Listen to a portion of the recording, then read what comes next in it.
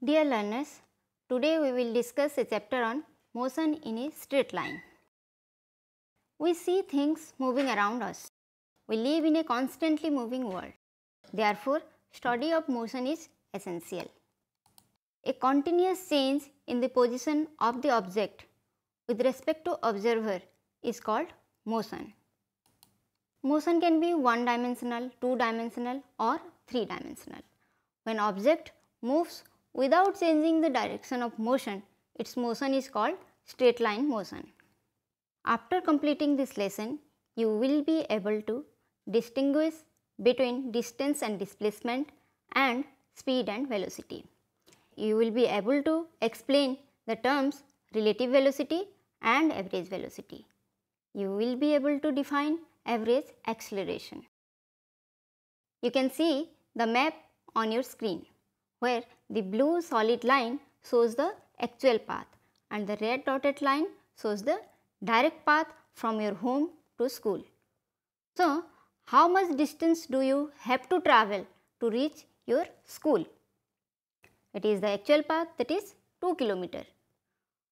Again, what would be the length of the straight line drawn between your house and school? It is the direct path, that is 1.1 km.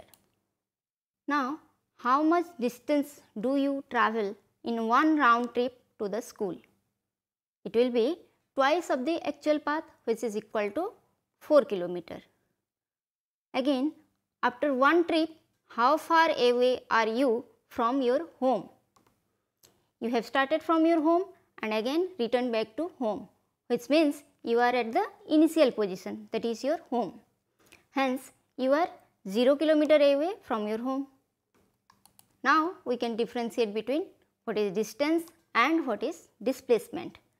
The answer to question number 1 and 3 is distance, and answer to question number 2 and 4 is displacement. So, now distance is the length of the path travelled by object and displacement is the change in position or difference of final and initial position of the object. It can be the shortest distance between final and initial position of the object. Let an object moves from position A to B then to C. Now, the distance and displacement from A to C can be calculated. To calculate distance, length of the path is to be calculated, and to calculate displacement, the change in position is to be calculated, that is difference of final and initial position.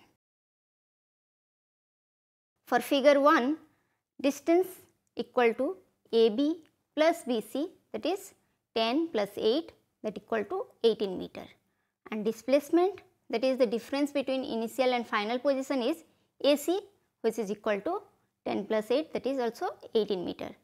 So, here distance and displacement are same.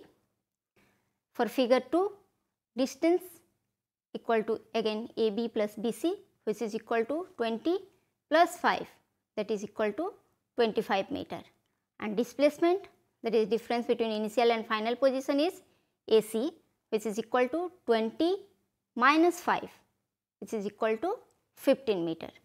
Here distance and displacements are not same. Again, for figure 3, distance equal to AB plus BC, which is equal to 20 plus 20, that is equal to 40 meter, and displacement again difference between initial and final position, which is equal to AC, equal to 0 meter, because it is at the same point from where the object has started. So, here also distance and displacement are not same. For figure 4, distance equal to AB plus BC, which is equal to 8 plus 6 equal to 14 meter, and displacement equal to AC, which is equal to 10 meter. So, here also distance and displacement are not same. Let us take another example. Suppose a person started by point A and walked in a straight line for 1 km. Now, can you calculate the end point of his or her journey? No, the person could be anywhere on the circle of 1 km radius.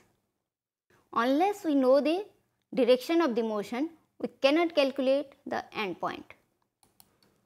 So, from these examples, what can we conclude? We can conclude that we require both distance and direction to determine displacement. Displacement is a vector quantity, but distance is a scalar quantity. Displacement may be equal to distance or less than the distance. Displacement can be 0 in spite of distance being non-zero. Now, let us discuss uniform and non-uniform motion. You can observe the figure on your screen. In the first figure, the person is covering equal distance in equal interval of time. Hence, the motion is uniform. But in the next figure, the person is covering unequal distance in equal interval of time.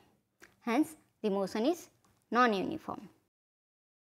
So, if object covers equal distance in equal interval of time, its motion is called uniform motion, and if object covers unequal distance in equal interval of time, its motion is called non-uniform motion.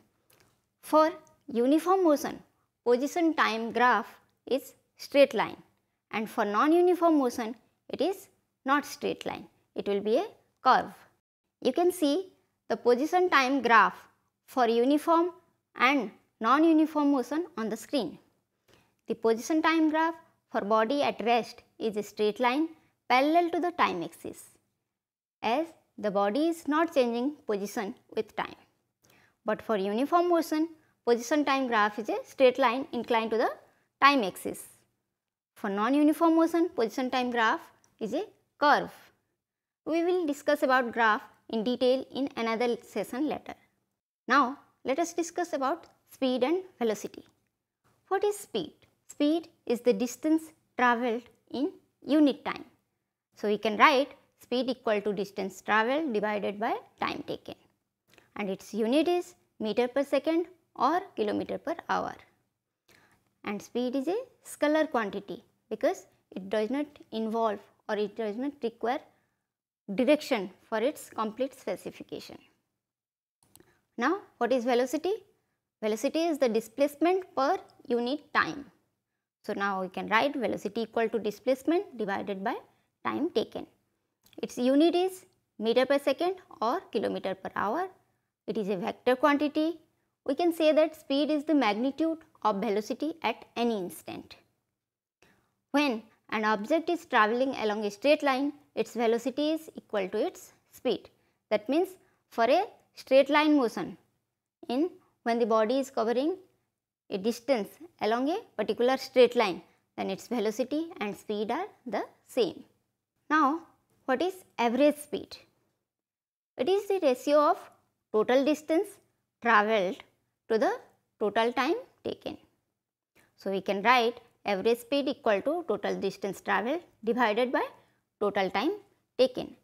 For solving numericals, you can write or you can use this expression 1, 2 and 3 for calculating average speed. For the first expression, when a body covers x1 distance with time t1 and covers x2 distance with time t2, average speed, that is V average equal to x1 plus x2 divided by t1 plus t2. If a body moves with speed v1 for time t1 and with v2 for time t2, then the average speed V average equal to v1 t1 plus v2 t2 divided by t1 plus t2. Now, if the body covers x1 distance with velocity v1 and x2 distance with velocity v2, then average speed equal to x1 plus x2 divided by x1 by v1 plus x2 by v2, and the expression comes out to be x1 plus x2 into v1 v2 divided by x1 v2 plus x2 v1. Now, let us work out a numerical. If Rohit goes to school from his home with the speed of 40 km per hour and comes back to home with the speed of 60 km per hour to collect the project file, what is his average speed? So, now we have to calculate the average speed, and we are given the speed v1 and v2, which are 40 km per hour and 60 km per hour. So, we can use the third expression, that is v average equal to x1 plus x2 into v1 v2 divided by x1 v2 plus x2 v1, and if we put all the values, then the average speed comes out to be 48 km per hour. Now, what is average velocity? We have already discussed about average speed.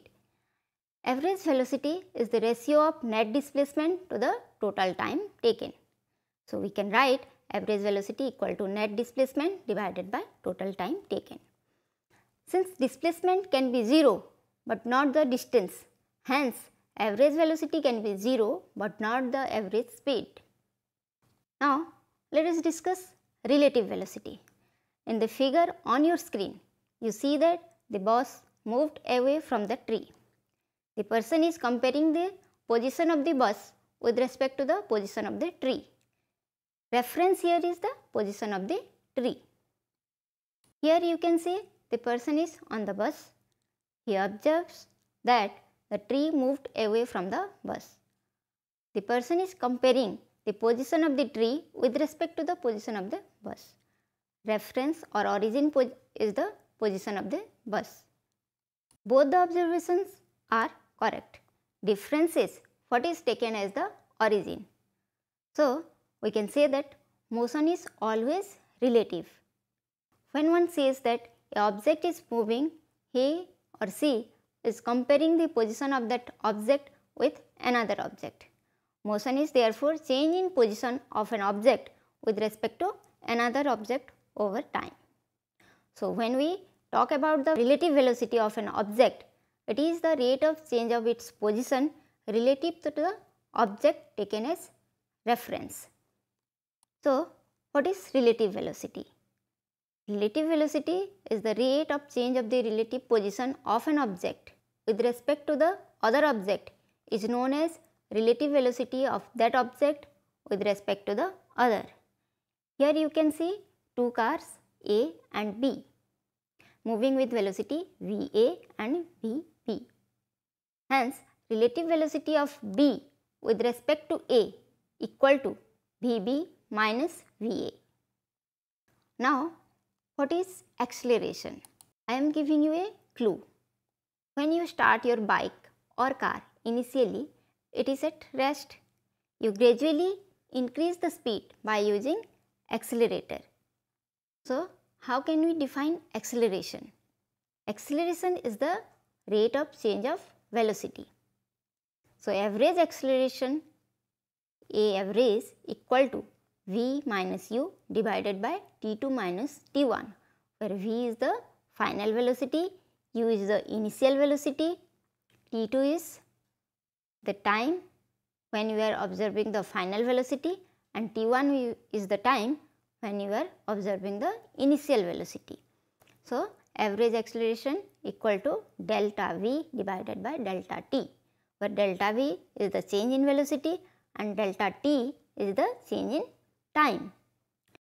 Increase in rate of change of velocity is termed as acceleration and decrease in rate of change of velocity is retardation.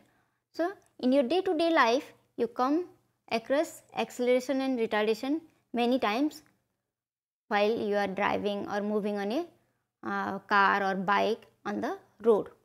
When you are decreasing speed, then it is undergoing retardation, and when you are increasing speed, it is undergoing acceleration. So, you come across acceleration, retardation, these terms or velocity, speed in your daily life many times. Let us summarize what we have studied today. Distance is the actual path travelled by an object and displacement is the difference of final and initial position of the object. The ratio of the displacement of an object to the time interval is known as average velocity. The total distance travelled divided by the total time taken is the average speed. A body covering equal distance in equal interval of time is said to be in uniform motion. The position time graph for body at rest is a straight line parallel to the time axis, and for uniform motion is a straight line inclined to the time axis. The rate of change of the relative position of an object with respect to another object is known as the relative velocity of that object with respect to the other. The change in the velocity in unit time is called acceleration. Hope you have understood today what we have discussed. Thank you.